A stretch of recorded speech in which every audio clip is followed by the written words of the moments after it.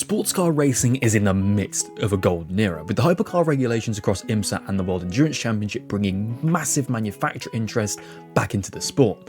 Fans are absolutely spoiled at the prospect of these cars regularly battling all around the globe. There have certainly been some misfires, however, but this isn't also new to the top class of sports car racing. The previous set of regulations in the World Endurance Championship were known as LMP1, or Le Mans Prototype, and the biggest disappointment of all of them is, without a doubt, the Nissan GT-R LM Nismo Prototype.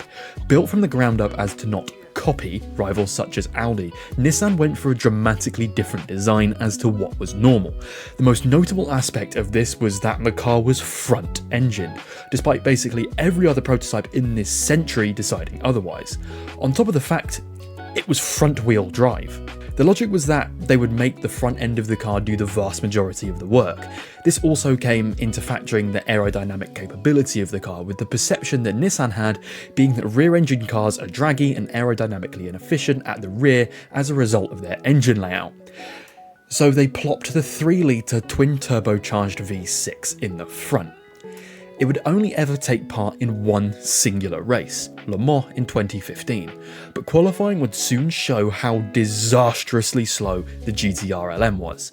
With 3 cars numbered 21, 22, 23, they were the slowest 3 LMP1 cars on the grid, with the 21 being slower than even the lead LMP2 car, with none of the cars within the 110% rule.